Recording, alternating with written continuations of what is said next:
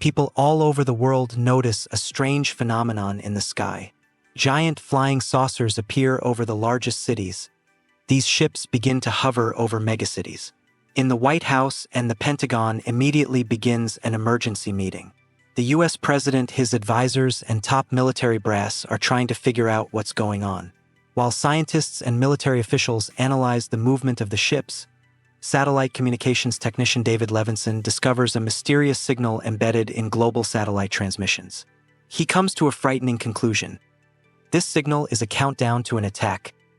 Meanwhile, Marine Captain Stephen Hiller, who is caught up in the disturbing news while vacationing with his girlfriend Jasmine Dubrow and her son Dylan, is immediately called to duty in his fighter squadron. Jasmine, realizing the danger, decides to leave town, taking Dylan with her.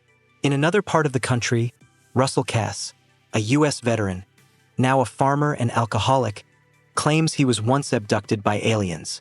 His abduction stories have been mocked for 10 years, but now he's convinced he was right. That as David Levinson tries to reach the White House, he turns to his father, Julius Levinson, for help.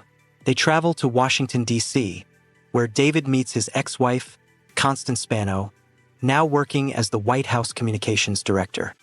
He manages to convince her of the urgency of the situation, and they break into the Oval Office. President Whitmore listens to David, who explains that the signal emanating from the ships is synchronized and will soon complete the countdown. At this point, it becomes clear the aliens are about to attack. The president immediately orders the cities to be evacuated, but there is too little time left. As the countdown ends, huge ships unleash devastating energy beams, destroying everything in their path. New York, Los Angeles, Washington, D.C., London, Moscow, and other major cities are reduced to ash. President Whitmore, his daughter, David, Constance, Julius, and several officials manage to leave the White House aboard Air Force One before the blast hits the Capitol. Jasmine, Dylan, and their dog Boomer miraculously escape by taking refuge in a technical tunnel. The next day, the U.S. launches its first counterattack. An air force, including Captain Hiller's squadron, is sent into action. However, it becomes apparent that the alien ships are protected by powerful force fields. Missiles and bullets do not harm them. Enemy fighters, piloted by beings with advanced collective intelligence, begin to destroy the humans. During the air battle, most of the Black Knight squadron is killed. Hiller, demonstrating outstanding flying skills, lures one of the enemy fighters into the Grand Canyon. Using a parachute, he blinds the pilot and causes the ship to crash. After climbing out of the wreckage, he finds the enemy pilot, stuns him, and decides to take the creature to the nearest military base. Meanwhile, President Whitmore and his team arrive at the secret military facility Area 51. There they meet scientist Dr. Bracknish Oaken, who has been conducting research at the base since the crash of the unidentified aircraft in Roswell. Oaken shows them a recovered alien ship found in New Mexico, as well as the bodies of 3 aliens his team has studied. When Hiller reaches Area 51 with a captured creature, it is taken to a laboratory for autopsy.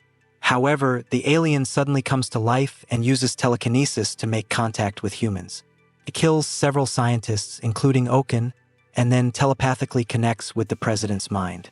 At this point, Whitmore experiences nightmarish visions and learns that the aliens are not going to negotiate, but intend to completely destroy humanity and use the Earth for their own needs. Enraged, he orders the creature to be killed immediately. The president decides to use nuclear weapons. The military launches a missile at one of the ships over Houston, but the alien force field remains impenetrable. The city is destroyed, but the saucer doesn't get a scratch. Realizing that their attacks are futile, the government calls off further nuclear strikes. Meanwhile, Jasmine and Dylan continue to search for survivors. They find a badly injured First Lady, Marilyn Whitmore, and take her to Area 51. Unfortunately, her wounds are too serious and she soon dies. The president painfully says goodbye to his wife, vowing to do whatever it takes to save humanity. The next day, David Levinson comes up with an ingenious plan.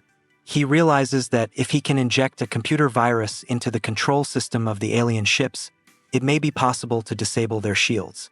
He proposes using a captured fighter jet from Roswell to sneak onto the mothership and download the virus. Captain Hiller volunteers to be the pilot of this ship. President Whitmore decides to organize a global counterattack.